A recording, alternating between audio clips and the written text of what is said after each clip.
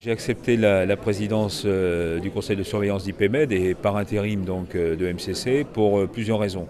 D'abord, bon, je suis un militant de la Méditerranée depuis des années.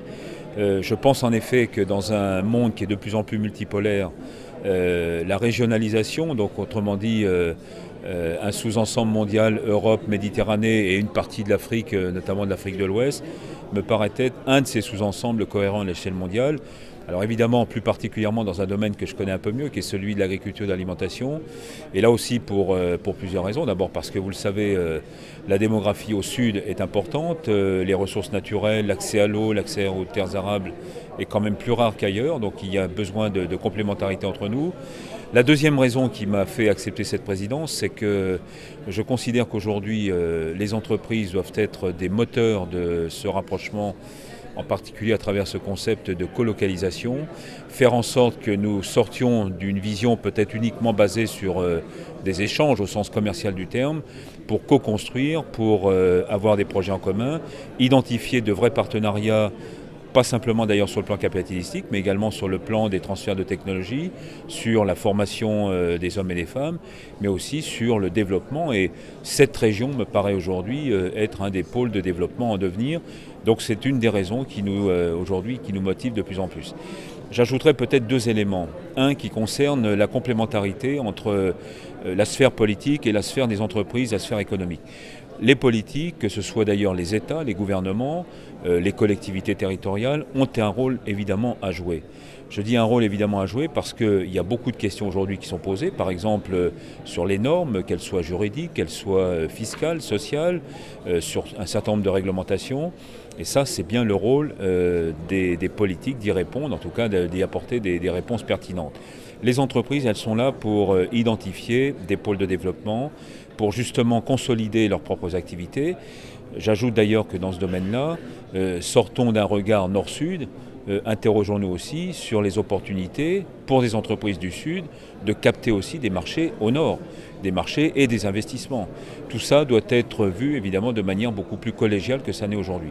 Et puis la deuxième, peut-être un deuxième éclairage complémentaire, qu'on voit bien que si nous voulons demain apporter des réponses sur une autre sphère, qui est plutôt la sphère au fond sociale et politique dans tous les sens du terme.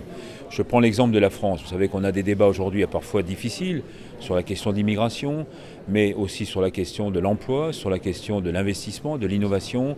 Il m'apparaît que nous pouvons aussi, à travers une relation nord-sud et sud-nord renforcée, à travers une convergence d'intérêts au sens, au fond, économique et business du terme, mais aussi justement au sens politique, nous pouvons sans doute apporter de vraies réponses et des réponses qui sortent des lieux communs qu'on entend régulièrement, à savoir que le chômage pourrait être une des conséquences d'une immigration mal contrôlée, etc.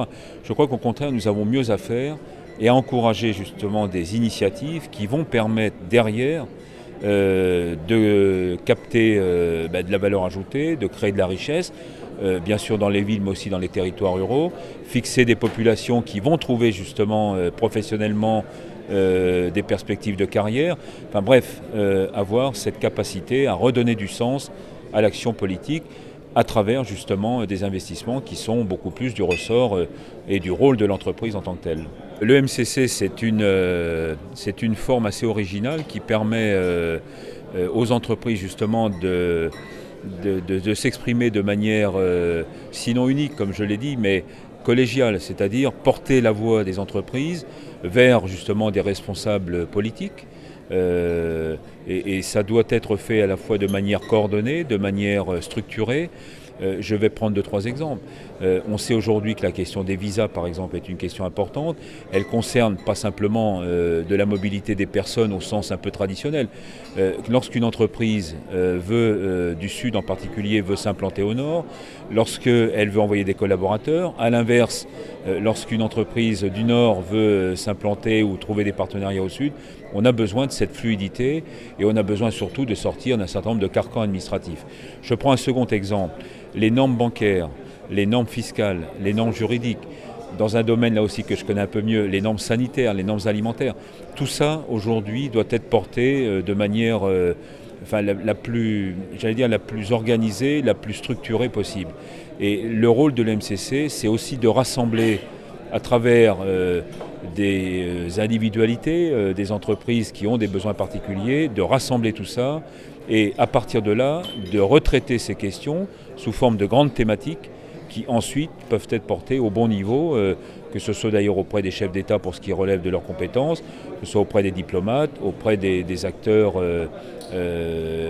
comment dire, économiques ou des acteurs juridiques, fiscaux, etc. Donc voilà, c'est ça aussi le rôle de l'EMCC, créer ce lien permanent, être une caisse de résonance pour les besoins, mais aussi pour les enjeux et les ambitions que portent les entreprises. Et puis encore une fois, je me répète, mais faire en sorte qu'il y ait une voie, au fond, la plus collégiale possible, nord, sud et sud-nord, à travers toutes ces préoccupations.